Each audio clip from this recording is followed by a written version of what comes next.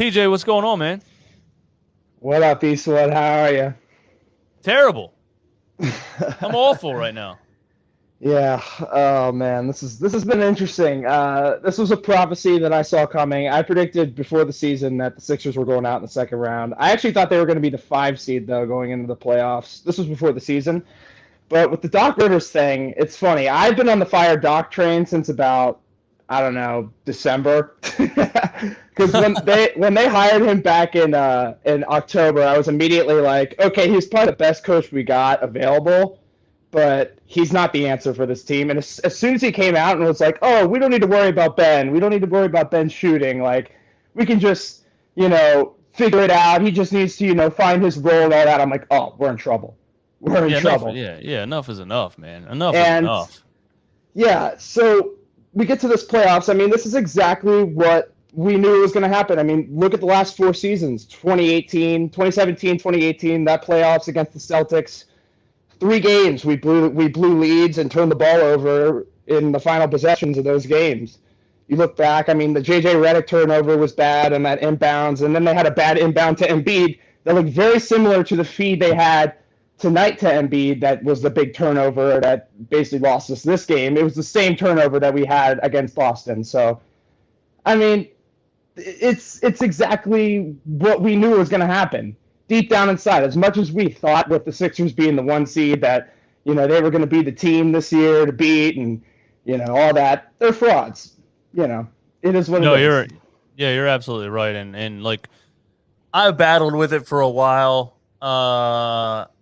I guess just because I have a YouTube channel and what's turning into a ridiculously large following that I'm still not used to. So I try to come up here every day and be positive. And Yeah. I'm kind of being a fraud to myself because if I didn't have a YouTube channel, I would have said at the beginning of the season, this ain't going to work. I would have said at the end of the last year, this ain't going to work. What are we doing? Get rid of Ben Simmons. This is a joke. Yeah. We all tried to make it sound like it's going to be okay. And realistically, it's just not. You knew it wasn't going to. Right. I mean, It's yeah. just, And it's hard because, especially with this team, they at times this year, in games, they looked fantastic. Like when they would defensively, they would just get so many great turnovers and be able to run the floor. And Simmons, that's when he's at his best. I mean, he was one of the best transition players in the league at one time. And this team was really fun to watch in those moments. But at times this year, you saw the same flaws that you saw under Brett Brown, under Doc Rivers, and we knew it was going to happen because Doc is an easily exploitable coach. We saw it with the Clippers. I watched a lot of that Lob City Clippers team, and Doc refuses to make changes at halftime. The rotations are terrible. He never knows when to pull people out. He keeps the bench in way too long. I mean, we saw all these problems with the Clippers, and here they are again with the Sixers, only with a team that is horribly spaced already. It was a recipe for disaster. yeah, I don't even know. Doc Rivers, it's crazy. It's like the one problem I thought was on his team was Ben Simmons. We got rid of Brett Brown. I'm like, all right, cool. Right. We got rid of one problem. Now we're going to bring in a coach who's experienced and is going to fix the other problem. No, he actually came in here and became another problem. Right.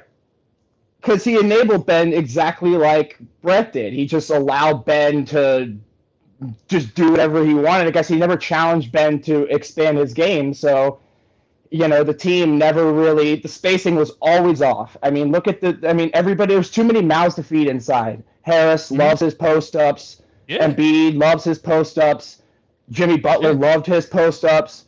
I mean, this team, there was too many. And then Ben obviously loves his post-ups and his hook shots and all that. And there's just so many mouths to feed and, It not enough. really makes no sense, and it's actually it's actually disgraceful that Joel Embiid has gone like this many years now in his career without the right team around him. Like he's wasting his entire career. Yeah. If you looked at Joel Embiid as a player and said, "What do you need to put on the floor?" you wouldn't say a power forward who scores most of his points in the paint, and then a point guard who can't score and won't shoot the ball, but also won't do a layup. Yeah, like you wouldn't want any of that around Joel Embiid. You would say, no, we need guards who can handle the ball and shoot the ball Yeah. outside of Joel Embiid. Yeah. So I wouldn't be surprised if Daryl Morey literally already traded Tobias Harris and Ben Simmons both. I think he should, and dump that salary as well. I mean, honestly, this team has a big problem with overpaying people. And I know that's kind of the way this league's going, but I mean, like, still, it's just like the Al Horford deal was just a head scratcher. The Harris deal was a little bit of a head scratcher, but that was an easier pill to swallow. But still, I think you're right. With Harris is kind of like a jobber. He kind of, he goes from team to team and kind of just fills a role. But this team just lacks shooting, just like it did in 2018, just like it did in 2019, just like it did last year in the bubble.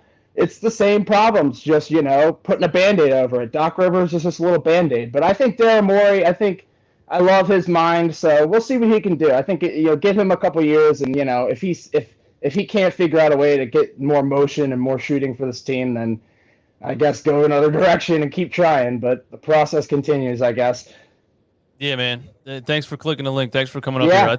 I think Daryl Morey really looks at, I say this a lot, but he really looks at the game from a very basic level. And I honestly think, and I don't like to sound like fans know more than coaches or anything like that. I think people get on a certain level based on what they did and who they knew and all these things, and they think they're a basketball genius, and that makes them overcomplicate the game to an extreme level. It's not that complicated. It's 5 guys. There's a point guard at the top. You give the ball to your star players. There's not that many things that can happen in a basketball game. There's pin down screens. There's ball screens. There's just like literally 6 plays in basketball. Yeah. There's literally 6. And more plays for Seth Curry, please, next year. But I have one more question before I dip. How many years do you think we got for Embiid? I mean, I'm thinking personally like 2 to 3 years. But I mean, how many more years do you think we have with Embiid, being giving us at least,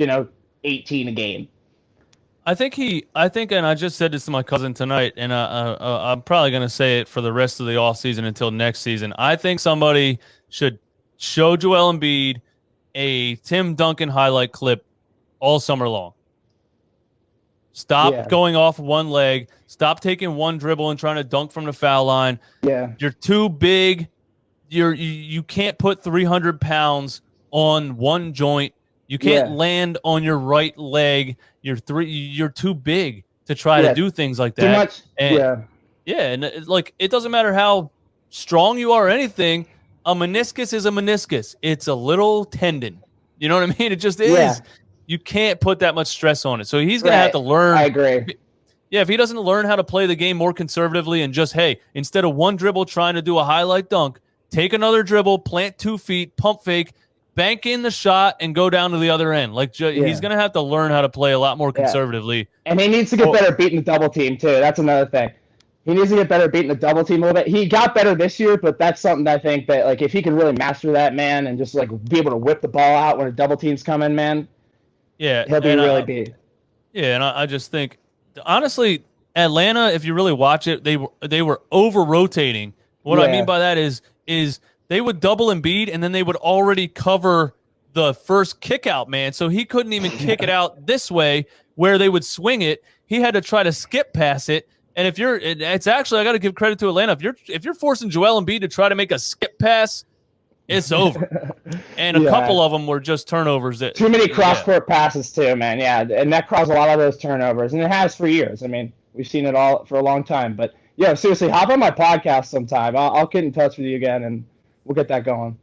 Yeah, hit me up again, man. I absolutely suck at scheduling and things you're like good. That. Life's crazy.